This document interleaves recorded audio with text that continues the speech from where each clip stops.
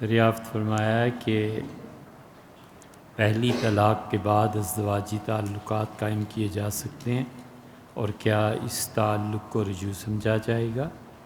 دوسری طلاق کے بعد بہر صورت تجدید نکاح کرنی ہوتی ہے یا اس میں بھی کوئی ایسی صورت ہے کہ آپس کے تعلق سے رجوع کیا جا سکتا ہے؟ گزارش یہ ہے کہ اگر باقی شرائط پوری ہوتی ہوں تو یہ جو رجوع ہے یہ ان تعلقات کو رجوع ہی قرار دیا جائے گا، لیکن اصل مسئلہ یہ نہیں ہے۔ اصل مسئلہ یہ ہے کہ طلاق کن الفاظ کے ذریعے دی گئی۔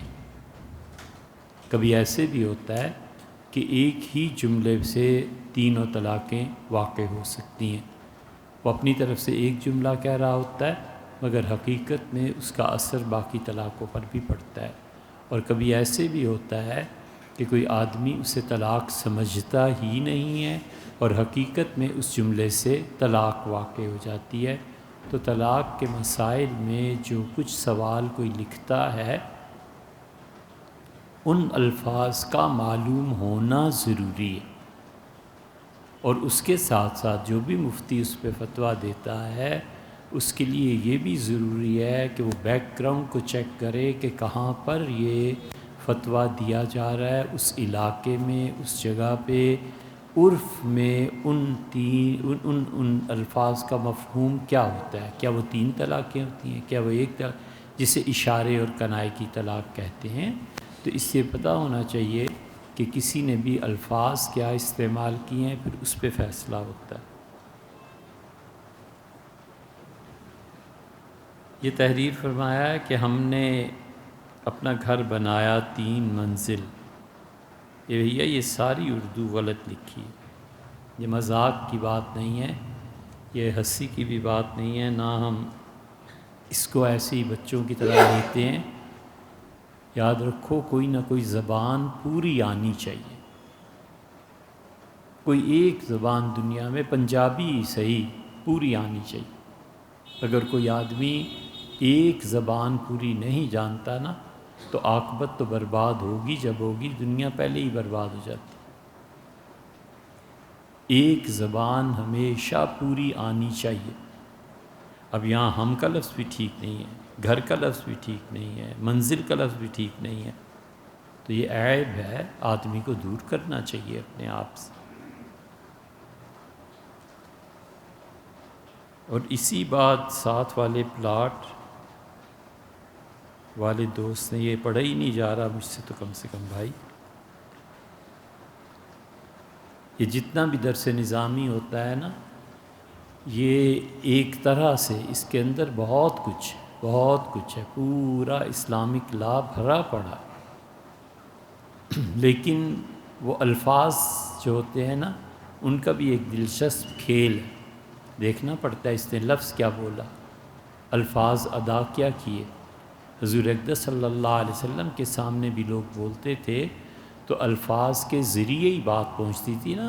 اللہ نے جو کچھ بھی انسان کو دیا ہے اس کے اظہار کا سب سے بڑا ذریعہ زبان ہے، پھر تحریر ہے، پھر اشارہ ہے۔ ان سب چیزوں کے ذریعے آدمی اپنے اندر جو کچھ ہے اس کو ظاہر کرتا ہے۔ تو اس سے بھیا یہ ضروری ہے کہ زبان پہ زور دیا جائے، یہ ضروری ہے کہ زبان سکھائی جائے۔ آپ ان بچوں کو ایک مرتبہ کہیں دیکھیں جو امریکن ہے اور ایک مرتبہ دیکھیں جو برٹشر ہے، لفظ ذرا ٹیڑھا ہوا اور بچے نے دوسرے پہ چوٹ کی کہ گوروں جیسی انگلش بولتے ہو، امریکنز کی انگلش بولتے ہو، یہ کیا ہے؟ یہ کسی بھی تہذیب اور کسی بھی ثقافت میں جب ترقی پذیر ہوتے ہیں لوگ تو پھر الفاظ کی چناؤ، ان کی درستگی، اس کا لہجہ اور ان سب چیزوں پہ غور کیا جاتا ہے۔ مسلمانوں کے یہاں بھی ایسے ہی تھا، عربوں کے یہاں بھی ایسے ہی تھا۔ حضور اقدس صلی اللہ علیہ وسلم کے لیے اللہ نے کیوں کہا وَعَلَّمْنَاهُ الشِّعْرَ وَمَا يَنبَغِي لَهُ؟ تمہیں یہ اعتراض ہے کیا کہ رسول اللہ صلی اللہ علیہ وسلم عربی زبردست نہیں بول سکتے؟ یہ جو تم شاعری کرتے ہو یہ ہم نے نبی صلی اللہ علیہ وسلم کو سکھائی نہیں، اس وجہ سے کہ شاعری ان کے شایان نشان نہیں ہے، وہ اس سے بہت بلند و بالا ہیں۔ اس کے باوجود حضور صلی اللہ علیہ وسلم اشعار کو بہت پسند فرماتے تھے۔ یہ سب چیزیں حدیث کی کتابوں میں، تو اس لیے زبان سے غفلت نہیں ہونی چاہیے، ایک زبان آنی چاہیے۔ اب پنجابی ہے مثلا، لوگ بولتے ہیں، بہت اچھا کرتے ہیں۔ اب ایک پنجابی وہ ہے جو جہلم میں بولی جاتی ہے، ایک پنجابی وہ ہے جو اب تک مشرقی پنجاب میں بولتے ہیں، ایک پنجابی وہ ہے جو میاں والی میں بولتے ہیں۔ ہر جگہ فکروں کا مفہوم الگ ہوتا ہے، تو ہم کیا جانیں اس نے کیا کہا ہے، سمجھیں گے تو پھر اس پہ فتویٰ آئے گا نا۔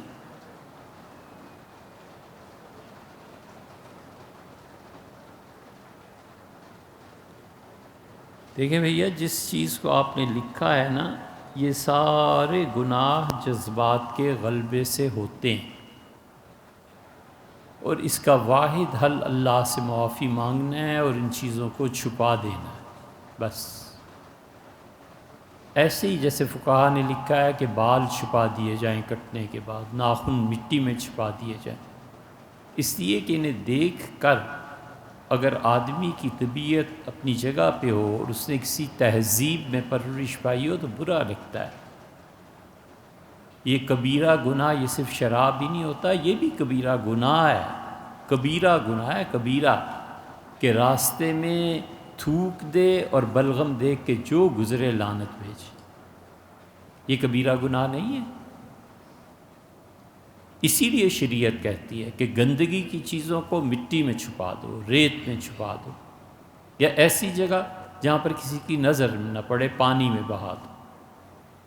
اسی لیے حضور اقدس صلی اللہ علیہ وسلم نے منع کیا ہے کسی بھی ایسی گندگی سے جو لوگوں کو نظر آئے اور لوگوں کو کراہت محسوس ہو۔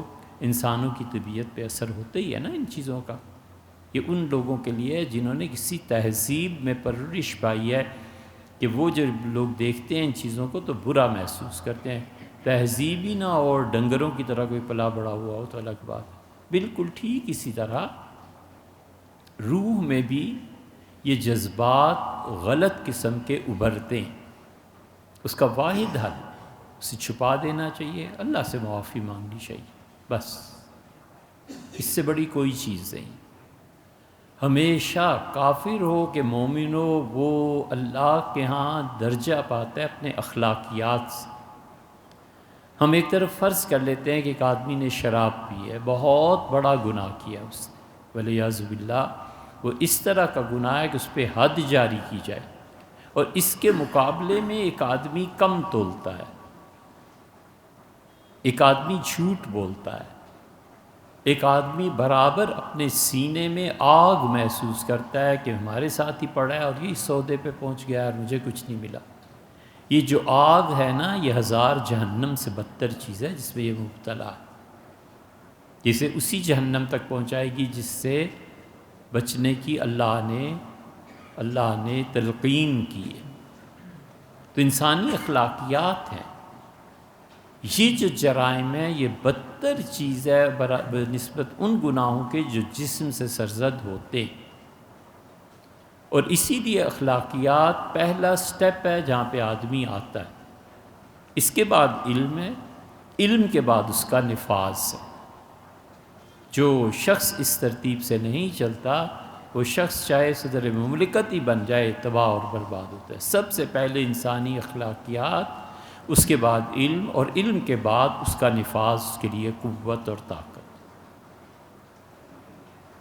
کسی کمینے آدمی کو جس کے اخلاقیات ہی نہ اچھے ہوں، جو گالیاں بکتا ہو، اسے آپ بنا دیں ایس پی، فرض کر لیں، اسے بنا دیں آئی جی، فرض کر لیں، اسے اسمبلی میں بھیج دیں، تو وہ وہاں جا کر بھی گالیاں ہی بکے گا اور وہاں بھی جا کر جوتے ہی مارے گا، اس لیے کہ اسے کسی نے ادب تہذیب سکھائی نہیں نا۔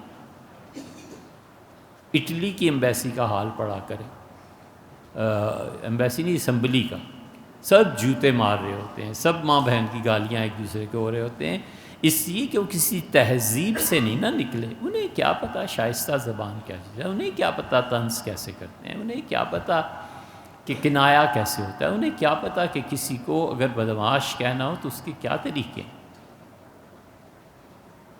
حتیٰ کہ بڑی سے بڑی گالی اگر تہذیب نہیں ہے تو لگ جائے گا، اور کسی میں تہذیب ہے تو یہ بھی کہہ سکتا ہے کہ جناب والا ایک الجھن پیش آ گئی، کیا خاندان میں آپ کے یہاں کوئی رشتہ ہوگا میرے لیے؟ اب گالی اس نے بھی دی ہے اور گالی اس نے بھی دی ہے۔ یہ تہذیب ہے، یہ تمدن ہے، یہ اساتذہ سکھاتے ہیں، یہ بولنا سکھاتے ہیں، یہ بتاتے ہیں کہ بیٹے گالی کیسے دی جاتی۔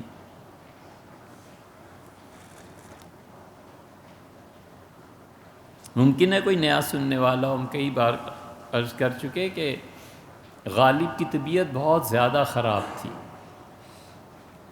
اور بیت الخلاء واش روم بھی جانا ہوتا تھا تو بیٹھ کے گھسٹ کے جاتے تھے دونوں ہاتھوں کے بل، بہت کمزور ہو گئے تھے، تو بالکل کھڑا ہونے کی طاقت نہیں رہی تھی۔ تو حالی نے ان کی بڑی خدمت کی۔ حالی کہتے ہیں کہ انہوں نے ایک چیز لکھی تھی، حالی نے تو نہیں لکھا اس کو غالباً، لیکن ہمیں معلوم ہے کیا چیز لکھی تھی۔ مولانا فضل حق صاحب کی حمایت میں لکھا تھا، اور یہ سوال بہت اٹھا کہ اللہ تعالیٰ حضور صلی اللہ علیہ وسلم جیسا دوسرا پیدا کر سکتے ہیں یا نہیں۔ مولانا فضل حق کے سارے سے غالب کے سب سے تعلقات تھے، تو مختصر یہ کہ غالب نے ایک چیز لکھ دی، اس پہ بہت زیادہ دلی میں ان کی مخالفت ہوئی اور گالیاں بھی۔ تو حالی کہتے ہیں کہ دوپہر کو کھانا ہمیشہ آیا کرتا تھا گھر سے، کھانا آیا اور وہی وقت مقرر تھا کہ میں خطوط انہیں پڑھ کے سناؤں۔ تو میں نے خط کھولا، پڑھا سلام وغیرہ کے بعد، تو میں نے خط ایک طرف کو رکھ دیا۔ انہوں نے کہا مجھے سناؤ۔ میں نے کہا نہایت ناگفتہ بے باتیں ہیں۔ کہا نہیں مجھے سناؤ۔ وہ اصرار انہوں نے بہت کیا، نتیجہ یہ کہ مجھے خط سنانا پڑا۔ تو پہلی گالی اس نے ماں کی لکھی تھی، تو غالب نے کہا اس کو پھینک دو۔ میں نے کہا کیا فائدہ ہوا، اسی لیے تو کہتا تھا کہ نہیں سمجھے۔ انہوں نے کہا نہیں، گالی تو ہوتی ہے، یہ اتنا بے وقوف ہے کہ اسے گالی دینے کی بھی تمیز نہیں ہے، تو ایسے بے وقوف جاہل کا کیا برا منانا۔ تو میں حیران ہوا، میں نے کہا کیا گالی دینے کے، ان کا گالی دینے کے بڑے آداب ہوتے ہیں، ان کا عقل ہو، شعور ہو، تو گالی اس لیے دی جاتی ہے کہ دوسرے کو چڑھایا جائے، مشتعل کیا جائے، غصہ دلایا جائے۔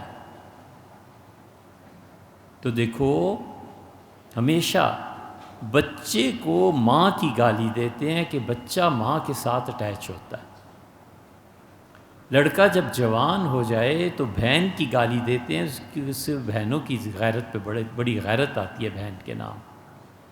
نیا شادی شدہ ہو تو بیوی کا نام لے کے گالی دینی چاہیے تاکہ پتہ چلے نا غصہ ہے، اور جب بڈھا ہو جائے مجھ جیسا تو بیٹی کا کہہ کے گالی دینی چاہیے۔ اتنا بے وقوف ہے، میری ماں کی ہڈیاں قبر میں مل گئیں، کب کا سانیہ بیت چکا، اب اس عمر میں مجھے ماں کی گالی دیتا ہے، اس میں اتنی بھی عقل نہیں۔ یہ ہے شعور، یہ ہے تہذیب۔ اگر اساتذہ کے پاس رہے ہوں نا تو پھر پتہ چلتا ہے کہ گالی دینے کا بھی کوئی ڈھنگ ہے۔ اس لیے یہ جو گناہ کی بات آپ کر رہے ہیں نا، ایسے ہی ہے انسانی زندگی۔ اللہ سے معافی مانگنی چاہیے اور اپنے اخلاقیات پر نظر رکھنی چاہیے۔ حضرت باعزید بستامی رحمۃ اللہ علیہ اتنے بڑے آدمی، اور ایک لڑکا آیا اور رو رہا تھا اور توبہ کی تو بہت زیادہ، تو انہوں نے کہا کیا گناہ ہو گیا؟ اس نے کہا کہ حضرت ایسی بدکاری کر بیٹھا ہوں۔ انہوں نے کہا میں سمجھا کہ تم نے جھوٹ بول دیا۔ وہ اسی فلسفے کی بات ہے۔ سوال یہ تحریر فرمایا کہ جن جانوروں کا کھانا حرام ہے، ان جانوروں کو کسی طبی نسخے یا بیماری اور علاج کے لیے ذبح کیا جائے تو کیا ان کو بھی حلال جانوروں کی طرح ذبح کیا جائے گا، اور خاص طور پر یہ کہ ان کو ذبح کرتے وقت بسم اللہ پڑھی جائے گی؟ اصل صورتحال یہ ہے کہ حکیم لکھ دیتے ہیں کہ اس میں بلی کا گوشت استعمال کیا جائے۔ مثلا حکیم کہتے ہیں کہ کتے کے گوشت سے اس میں فائدہ ہوتا ہے۔ حکیم کہتے ہیں کہ اس میں کسی بھی ایسا جانور جس کا گوشت نہیں کھایا جاتا، مثلا چوہے کے گوشت سے اس میں فائدہ ہوگا۔ تو ایسے جانور کو مارنے کا طریقہ یہی ہے کہ اس کو ذبح کیا جائے اور بسم اللہ پڑھ کے ذبح کرنا چاہیے۔ بسم اللہ اس ذبیحے میں پڑھی جائے گی۔ آپ کس کی تفصیلات دیکھنی ہو تو الجوہرۃ النیرہ میں مل جائیں گی، اسی طرح شامی میں بھی مل جائیں گی۔ جائیں گی، لیکن بہرحال بسم اللہ پڑھی جائے گی۔ یہ جو آپ نے سوال تحریر فرمایا کہ حضرت اویس قرنی رحمۃ اللہ علیہ کا اشارہ ہوگا، یہ سب جھوٹ، سب فراڈ ہے، سب ڈرامہ ہے۔ یہ ڈرامہ بازی اگر نہ کریں تو پھر لوگوں کو اس اسلام کی طرف کیسے دیں جس اسلام کے ہم مدعی ہیں، اصل اسلام نہیں۔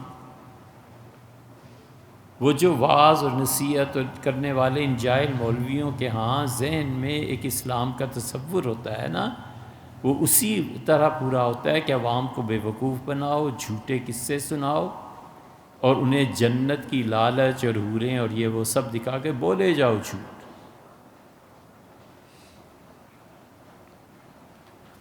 اگر یہ اسلام ہے تو ولیعذ باللہ، ولیعذ باللہ، اللہ محفوظ رکھے، اللہ اس اسلام سے ہم باز آئے بھیا۔ یہ آپ نے ساری چیز بھجوائی۔ دیکھیں ایک بات تو یہ ہے کہ حضور اقدس صلی اللہ علیہ وسلم پہ کسی صورت جھوٹ نہیں بولا جا سکتا، یہ نبی کریم صلی اللہ علیہ وسلم کی توہین ہے۔ حضرت رسالت پناہ صلی اللہ علیہ وسلم نے کوئی بات کہی ہی نہیں، ان کے ذمے لگا دینا یہ بہت بڑے گناہوں میں سے ایک گناہ ہے۔ فقہا نے لکھا ہے کہ اگر کوئی شخص حضور اقدس صلی اللہ علیہ وسلم مسلسل جھوٹ بولے جائے تو ایسے شخص کو قتل کر دینا چاہیے، اس لیے کہ رسول اللہ صلی اللہ علیہ وسلم کوئی عام ہستی تھوڑے ہی ہیں، ان سے جو باتیں منسوب کی جاتی ہیں پھر دین ثابت کہاں سے ہوگا؟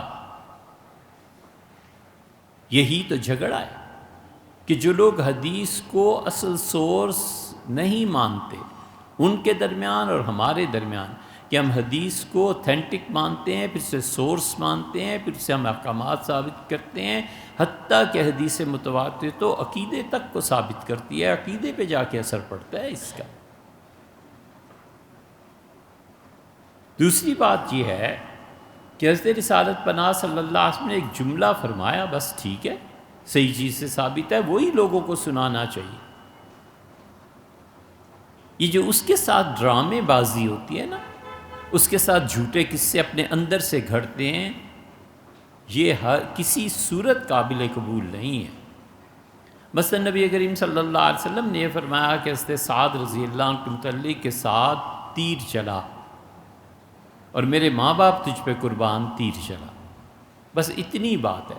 اب اس کے ساتھ ڈرامہ میں کروں اور میں کہوں کہ سعد رضی اللہ عنہ تیر انداز تھے، حضور صلی اللہ علیہ وسلم نے ماں باپ قربان فرمائے، وہ اتنے زبردست تیر انداز تھے کہ قیامت میں اللہ انہیں بلائے گا اور کہے گا کہ سعد دنیا میں بھی تیر چلاتا تھا، آخرت میں بھی تو تیر چلا، اور یہ لے تیروں کا ڈھیر ہے، اور جہنم میں یہ تیر فلاں فلاں کو لگنے چاہیے، اور سعد رضی اللہ عنہ جہنمیوں کو وہاں تیر ماریں گے۔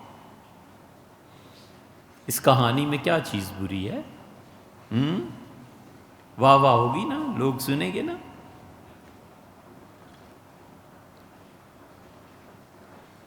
یہ ڈرامہ اس وقت اینڈ پہ پہنچے گا جب فرشتے تھپڑ ماریں گے اور مجھ سے پوچھیں گے یہ کہاں سے ڈرامہ گڑھ لیا تھا سعد، حضور صلی اللہ علیہ وسلم سے کیا تھا؟ تمہیں پتہ تھا کہ سعد رضی اللہ عنہ کا مقام اور مرتبہ، اور تم یہ کرتوت کرتے رہے؟ یہ پکی حدیث ہے، بالکل صحیح ہے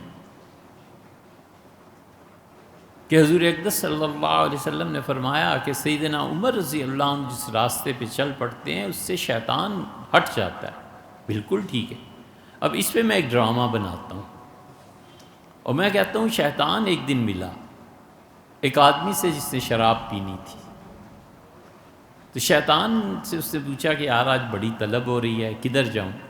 اس نے کہا بارش کا موسم ہے اور شراب بھی کوئی بڑھیا سے ہونی چاہیے، چل میں چلتا ہوں۔ اور شراب لے کے چل پڑا، اور جاتے جاتے اس کی نگاہ پڑی اور بھاگ کھڑا ہوا۔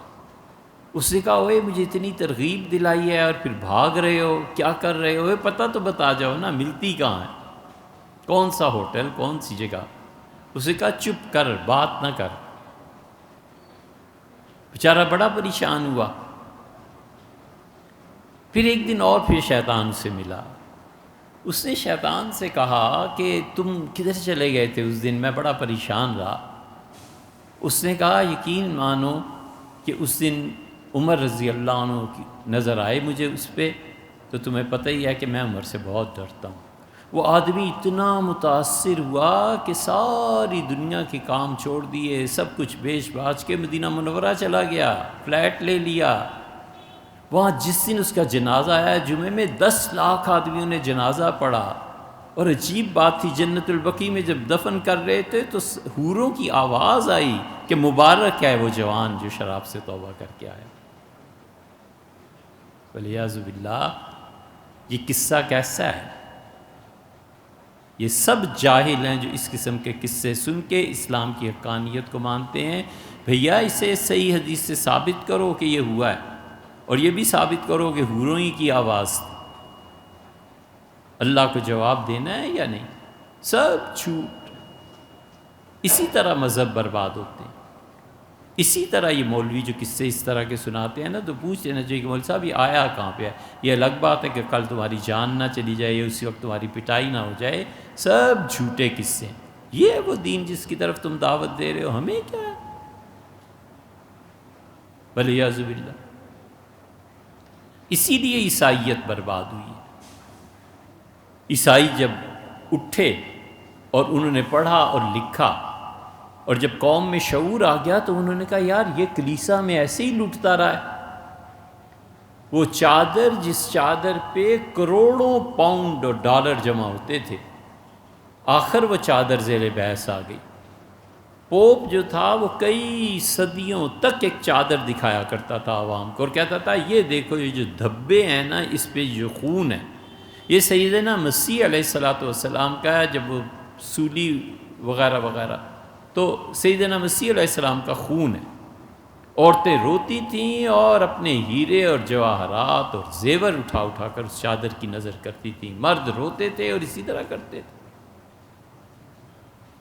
جب شعور بیدار، جب تعلیم آئی تو کسی نے یہ شوشہ اٹھایا، کوئی ہوگا بے وقوف ہم لوگوں کی طرح، اس نے کہا حضرت یہ چادر نکالیں، اسے چیک کرتے ہیں۔ 800-900 سال تک، بلکہ اس سے بھی زیادہ عرصہ ملے گا، عیسائی چرچ اس پہ کماتا رہا۔ اور جب چادر چیک کی، سائنٹسٹ جو تھے انہوں نے کہا بھیڑ کا خون ہے اور 700-800 سال پرانا ہے۔ ہزاروں نہیں لاکھوں لوگ مرتد ہوئے۔ انہوں نے کہا دفع کرو اس عیسائیت کو جس کی بنیاد پہ، ہم بھی یہی کہتے ہیں دفع کرو اس مذہب کو جس میں اویس کرنی رحمۃ اللہ علیہ جنت تشریف لے جا رہے ہیں، لوگ بھی جا رہے ہیں، اللہ نے عین جنت کے دروازے پہ روک دیا، اور اویس کرنی رحمۃ اللہ علیہ سے فرمایا تم نہیں جا سکتے۔ ان کا بار الہ میرا کیا قصور ہے؟ فرمایا پیچھے دیکھو، پیچھے خلق خدا کھڑی تھی، فلاں فلاں قبیلے کے لوگ بھی تھے۔ اللہ نے کہا انگلی اٹھاؤ، اور اویس تمہاری انگلی جدھر گئی سب جہنم کی لائن سے نکل کے جنت پر چلے گئے۔ اویس انگلی پھیریں گے اور لاکھوں آدمی جنتی ہو جائیں گے۔ سبحان اللہ، یہ بچوں کا کھیل ہے، اللہ اللہ ہے اور مخلوق مخلوق ہے۔ خدا کا خوف چاہیے بھائی، کیوں جھوٹ بولتے ہو اللہ پہ؟ بالکل ٹھیک ہے، رسول اللہ صلی اللہ علیہ وسلم نے بالکل یہ فرمایا کہ اویس کرنی کی وجہ سے میری امت کے بے شمار لوگ ان کی دعاؤں سے بخشے جائیں گے۔ اس حدیث میں کیا شبہ ہے؟ مگر یہ آگے ڈرامہ پورا کیا ہے؟ اس لیے وہ مفتی، وہ بچے جنہیں جذباتیت اور محبتیں لے ڈوبی ہیں، وہ کہتے ہیں حدیث میں آیا اویس بھی مانتے ہیں حدیث کو، کون نہیں مانتا؟ اویس کرنی رحمۃ اللہ علیہ کی عظمت کا کون ہے جو قائل نہیں؟ ہم سب قائل ہیں۔ اللہ تعالیٰ حضور اقدس صلی اللہ علیہ وسلم کی شفاعت نصیب فرمائے، اویس کرنی کی شفاعت نصیب فرمائے، حافظوں کی شفاعت ہمیں بھی اللہ نصیب فرمائے۔ ہم گناہ گار لوگ ہیں، لیکن ہم کہتے ہیں جتنا نبی کریم صلی اللہ علیہ وسلم نے فرمایا اویس کے متعلق بس اتنا کرو، یہ ساتھ ڈرامے نہ جوڑو، اس لیے کہ تم جھوٹ بولتے ہو اور تمہارا سارا کاروبار جھوٹ پہ چلتا ہے۔ عیسائیت میں بھی یہی ہوا۔ قرآن کیا کہتا ہے؟ قرآن کہتا ہے جب طوفان ختم ہوا قیل یا نوح اہبط بسلام منا، تو کہا گیا نوح علیہ السلام سے کہ زمین پہ قدم رکھیں۔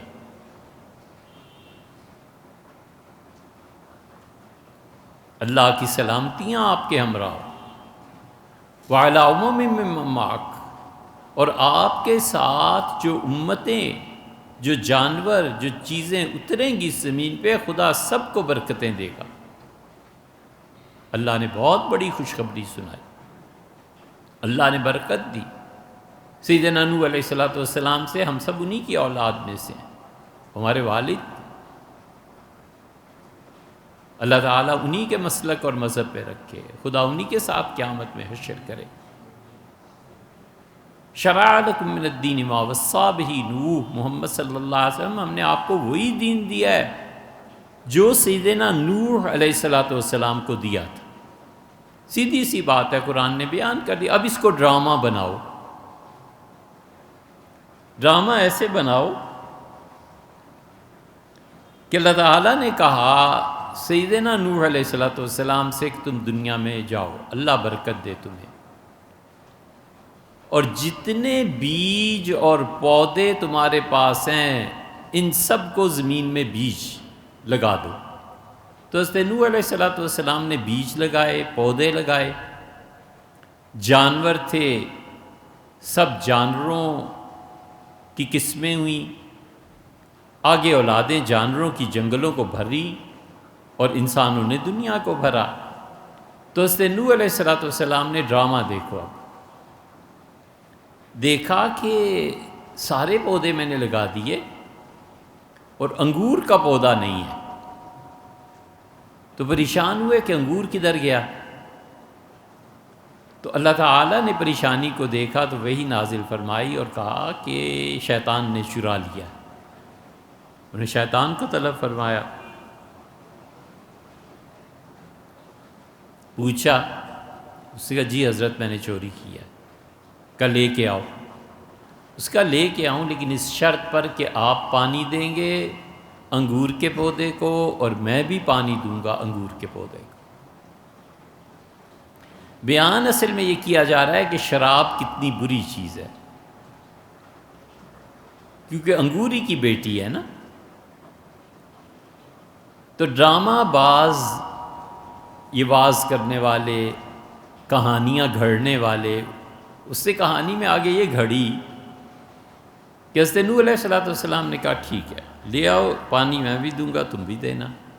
تو سیدنا نوح علیہ السلام نے پانی دیا ایک بار، اور شیطان نے کہا حضرت اب میری باری ہے اور میں 3 مرتبہ پانی دوں گا۔ پہلی مرتبہ اس نے پانی دیا، لومڑی کو ذبح کیا اور خون اس کا پانی کے طور پہ ڈال دیا، پھر اسے شیر کو ذبح کیا اور اس کا خون ڈالا، پھر سور کو ذبح کیا اس کا خون ڈالا، اور کہا حضرت شرابی پہلے تو لومڑی کی طرح ہوشیار ہوگا کہ لائے کہاں سے، کیونکہ پبلک میں تو نہیں نا پینا تو ذرا چھپ چھپا کے ہے نا، تو اس لیے لومڑی کا دماغ چاہیے۔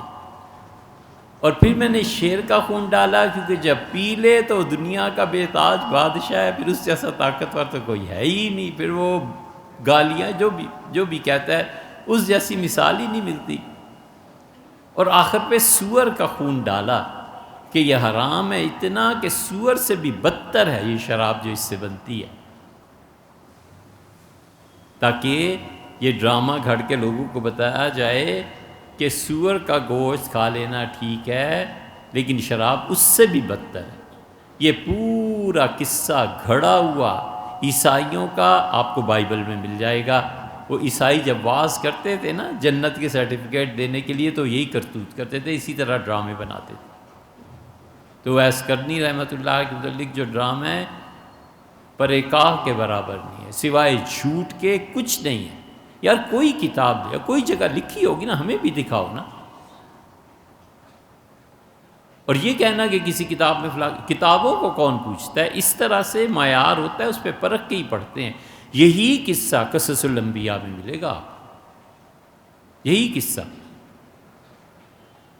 اور عیسائیوں کے یہاں بھی ملے گا۔ اب ایک شخص کہتا ہے جی حضرت قصص الانبیاء میں لکھا ہے نوح علیہ السلام کے حالات میں، ہم کہتے ہیں یہ جھوٹا قصہ ہے، عیسائیوں سے لے کے ادھر درج کر دیا، تاکہ قصص الاولیاء اور قصص الانبیاء جیسی کتابیں اور ایسی چیزیں تم پڑھو اور تمہارا دل کسی طرح پسیج جائے اور اسلام کی طرف، اور جب اسلام میں آ کے پھر تحقیق کرو تو پتہ چلے یہ سب جھوٹا ہے، اور لوگ ایسے ہی مرتد ہو جائے اگلی نسلیں، جس طرح وہ عیسائی مرتد ہوئے تھے چادر کے قصے۔ اس لیے بھیا ہمارا مدعا بھی تو سمجھو، ہمارا موقف بھی تو سمجھو، یہ جھوٹ ہے، بولنے والے نے جھوٹ بولا ہے، خام خواہ لوگوں کو ایک صحیح حدیث کو آگے ڈرامہ پورا لگا کے برباد کرنے کی بات ہے۔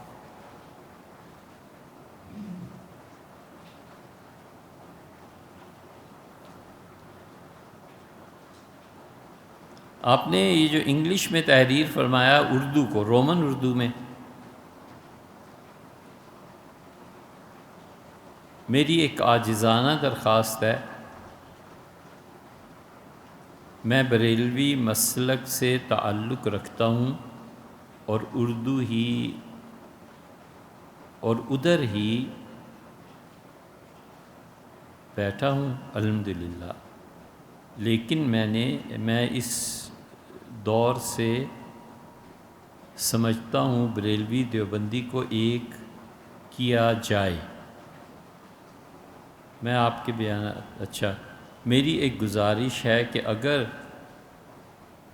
ایسے بیانات ہوں جس میں دیوبندی بریلویوں کو اکٹھا کیا جائے، میری گزارش ہے کہ اس ڈیفرنس کو ڈسکس کریں۔ میری ایک خواہش ہے کہ دیوبند بریلوی فرق کو ختم کرو۔ بھائی یہ ہو نہیں سکتا، یہ آپ نے بڑی اچھی بات کی ہے، بہت اچھی بات کی ہے، ہم خود بھی یہی چاہتے ہیں، لیکن یہ کبھی بھی نہیں ہو سکتا۔ مذہب کے نام پہ جب تفریقات اٹھتی ہیں اور بیچ میں پیٹ آ جائے نا، تو پھر یہ مسئلہ قیامت تک حل نہیں ہوتا۔ دیوبندی اور بریلوی ان دونوں کو جن لوگوں نے پڑھا ہے، ہمارے ہاں بہت شدید تعصب آ چکا ہے، بریلوی حضرات بالکل دیوبند کا موقف سننے تک کے لیے نہیں ہے، اور اسی طرح اس کے برعکس بھی ہے کہ دیوبندی حضرات بریلویوں کے موقف کو جاننے کی کوشش ہی نہیں کرتے۔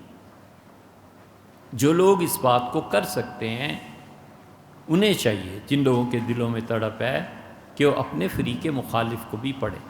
ہمیں چاہیے مولانا اظہر خان صاحب کے فتاویٰ پڑھیں، جن فتاویٰ میں ان کی دقت نظر ہے، اور مولانا اظہر خان صاحب نے وہ فتوے بہت دقت نظر سے لکھے ہیں۔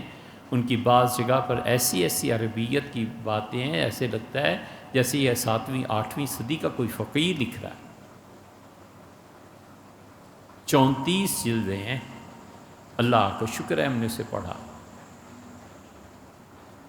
اور شاید کہنا تو نہیں چاہیے، لیکن اس کے ثبوت کے لیے لائبریری آئیں تو آپ دیکھیں گے پہلی 12-15 جلدوں پہ باقاعدہ ہم نے اس پہ کچھ نہ کچھ لکھا ہوا ہے، اس کی فہرستیں ہم نے بنائی۔ ہم کسی دیوبندی سے کیا، بریلوی سے کئی مرتبہ کہتے ہیں کہ کسی کو، مولانا احمد سعید صاحب لاہور میں بہت اچھے مفتی بریلوی حضرات کے، تو ایک مسئلے پہ ضرورت پیش آ گئی تھی، میں نے حضرت کو فون کیا کہ حضرت یہ ہے، تو انہوں نے کچھ بات ارشاد فرمائی، پھر جب میں نے حوالہ دیا تو انہوں نے کہا کہ تم نے فتاویٰ رسویہ پڑھا ہے؟ میں نے کہا جی حضرت پورا پڑھا ہے، اور فلاں جگہ پہ احمد رضا خان صاحب نے یہ مسلک، یہ چیز بیان کی ہے۔ کہنے لگے مجھے حیرت ہے، انہی کے الفاظ ہے، فرمایا مجھے حیرت ہے ہمارے بریلویوں میں سے کسی نے پورا فتاویٰ نہیں پڑھا، تو تم کیسے پڑھ لیا؟ میں نے کہا حضرت ایسی بات نہیں ہے، کوئی 2-4 آدمی ہمیں بھی سنتے ہیں، ہمیں مرنا ہے، اللہ کو جواب دینا۔ یہ فتویٰ کوئی چھوٹی سی چیز نہیں ہوتا، ہمیں اپنی حدود پہچاننی چاہیے، اور ہمیں سمجھنا چاہیے کہ لوگ ہمارے کہے پہ عمل کرتے ہیں تو اللہ کے ہاں لوگ بخشے جائیں اور ہم جائیں جہنم میں، یہ کیا بات ہوئی؟ ہم کیوں نہ صحیح بات کو کریں؟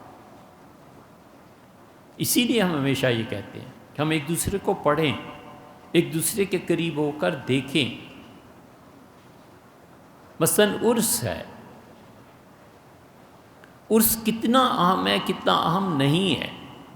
مولانا احمد رضا خان صاحب صاف عرس کے قائل ہیں، عرس کے لیے بہت کچھ وہ لکھتے ہیں، لیکن وہ یہ بھی لکھتے ہیں کہ اس موقع پہ جو قبروں پہ سجدہ ہوتا ہے یہ حرام ہے، یہ جائز ہی نہیں ہے۔ اب سندھ میں عرس ہوتا ہے اور لوگ اس میں سجدے کرتے ہیں، تو ہم کیسے کہیں کہ یہ بریلوی ہیں؟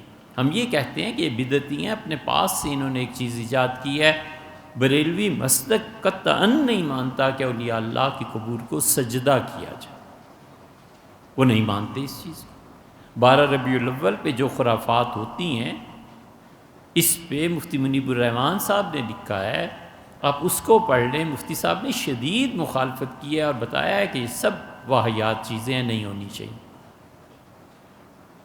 تو دیوبند اور بریلی وہ ایک دوسرے کے قریب آ سکتے ہیں، بہت سی چیزیں ہیں جنہیں طے کیا جا سکتا ہے۔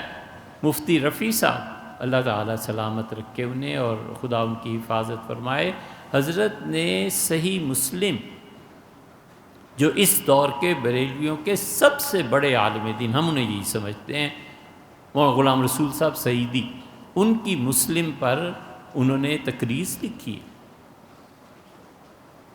مولانا غلام رسول سعیدی صاحب بریلوی مسلک کے، اور انہوں نے اپنے فتاویٰ میں کئی جگہ احمد رضا خان صاحب کے فتوے سے علمی اختلاف فرمایا اور بتایا کہ حضرت سے تسامح ہو گیا، یہ چیز ہو گئی۔ یہ ہم لوگوں کو کیوں نہیں بتاتے؟ اس لیے کہ اگر ہم یہ کہنے لگیں تو پھر مسجدوں میں کیسے قائم رہیں اور ہمارا پیٹ کیسے چلے؟ آپ کو بالکل حال ہی کی ایک بات بتاتے ہیں، یہ جو کچھ سعودیہ میں ہو رہا ہے، ہم نے مفتی منیب الرحمان صاحب کو فون کیا، حضرت مفتی صاحب اللہ تعالیٰ سلامت رکھے، اگر وہ سنیں گے بھی تو اس کی تصدیق کریں گے۔ ہم نے کہا حضرت یہ نادانوں کی باتیں ہیں کہ جب کنز الایمان پر پابندی لگائی تھی سعودیہ نے، تو دیوبند میں ایک مکتبہ فکر تھا جس نے، دیوبند کا تو نہیں تھا خیر، لیکن وہ اپنا انتساب انہی سے کرتے ہیں، انہوں نے بہت زیادہ خوشیاں منائی تھی۔ ہمارے حضرت رحمۃ اللہ علیہ فرماتے تھے اور مولانا اعجاز علی صاحب رحمۃ اللہ علیہ فرماتے تھے کہ جب تک کوئی شخص 3 سال دیوبند میں نہ رہے اسے دیوبند کا مزاج سمجھ میں نہیں آ سکتا۔ فرماتے تھے 1 سال آ کر پڑھنا دیوبند میں اور مدرسے کی سند لے کے چلے جانے والے کو پتہ ہی نہیں چل سکتا کہ دیوبند کا مزاج کیا ہے اور بزرگ تھے کیسے۔ اس لیے وہ کہتے تھے کہ وہاں جا کر رہو، پڑھو، تمہیں پتہ چلے ہمارا مزاج ہے کیا۔ اور اسی مسلک کے تحت بہت سی چیزیں ہوئیں، بہت جذباتی لوگ بھی تھے۔ ایک حضرت شیخ مولانا زکریا صاحب رحمۃ اللہ علیہ کے خلیفہ تھے، وہ برملا کہتے تھے کہ آؤ میرے ساتھ مناظرہ کر لو۔ مولانا شاہ احمد نورانی کا انتقال ہوا اور قبر میں ان کا چہرہ ایسا ایسا ہو گیا، والعیاذ باللہ۔ وہ مناظرے کے چیلنج دیتے تھے، ایسے جذباتی لوگ ادھر بھی اور ادھر بھی، کوئی بھی کم نہیں۔ تو میں نے عرض کیا حضرت اس وقت دیوبندی مکتبہ فکر سے منتسب ایک جماعت نے بڑی خوشیاں منائیں کہ کنز الایمان پہ پابندی لگ گئی، سعودیہ نے پابندی لگا دی۔ ہمیں اس وقت بھی یہی ہوتا تھا کہ نہ کرو یار، نہ کرو، اس کا خمیازہ بھگتنا پڑے گا۔ پھر یہ ہوا کہ بریلوی مکتبہ فکر کے لوگوں نے ان کو قائل کیا کہ شیخ الہند رحمۃ اللہ علیہ کے جو ترجمہ ہے اس میں بھی کفر کی باتیں ہیں۔ انہوں نے چند سال کے بعد اس کی بھی پابندی لگا دی، لیکن چونکہ وہ بات زیادہ آگے پھیلی نہیں اس لیے لوگوں کو پتہ نہیں چلا۔ اہل حدیث حضرات بھی اس میں شریک تھے اور انہوں نے سعودی حکومت کو کہا کہ تو سب شرک کی باتیں ہیں، حضرت شیخ الہند رحمۃ اللہ علیہ پہ بھی پابندی لگنی چاہیے۔ حضرت مفتی صاحب بہت تحمل سے سنتے۔ میں نے کہا حضرت اب اس موقع پہ جب تبلیغی جماعت پہ پابندی لگی ہے، بریلوی حضرات میں سے جو خوش ہو رہے ہیں اور بہت اچھل اچھل کے باتیں کر رہے ہیں، کہ ان سب چیزوں سے بالا تر ہو کے ہمیں سوچنا چاہیے۔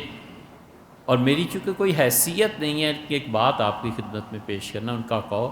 میں نے کہا حضرت بریلوی، دیوبندی، اہل حدیث جن کی دنیا میں سنی جاتی ہے، جن کے پاس پبلک ہے، یہ سارے لوگ مل کے ایک وفد کی صورت میں سعودی بادشاہ سے جا کے ملیں اور اس سے مل کے یہ بات کریں کہ ایسے کام نہ آپ کریں، وگرنہ حضرت ہمارے اس اختلافات سے ملحد بے دین لوگ فائدہ اٹھائیں گے اور حج عمرہ سعودیہ میں برباد ہو جائے گا۔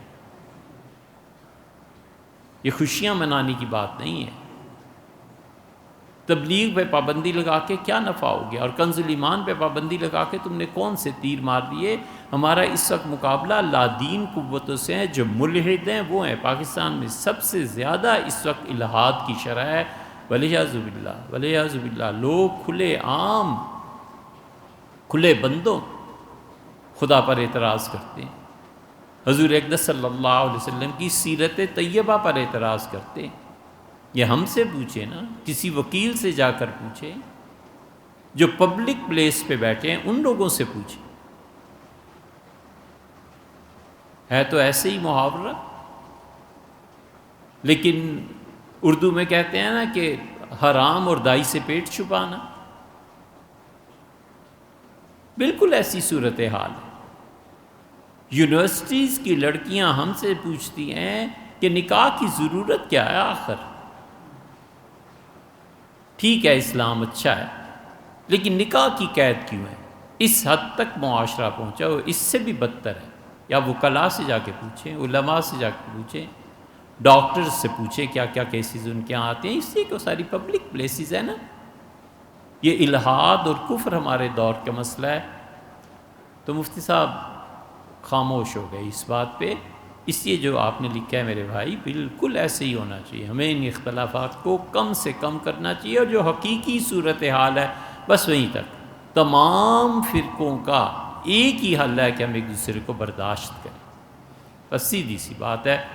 اس کے لیے مٹانا اور یہ کرنا اور خوشیاں یہ حل نہیں ہے۔ جس مقام پہ ہم کھڑے ہیں نا، کفر غالب آ جائے گا، باطل غالب آ جائے گا، سیاست میں اس کا اثر پڑے گا، ملک پورے کا پورا دین پر اعتراضات کرنے والوں کی زد میں آ جائے گا، حکمرانوں کی زد میں آ جائے گا جو دین کو پسند نہیں کرتے۔ یہ سارا خطرناک منظر سامنے آ رہا ہے، اس لیے ہمیں چاہیے کہ ہم ان اختلافات کو کم سے کم بیان کریں اور کم سے کم بات کریں۔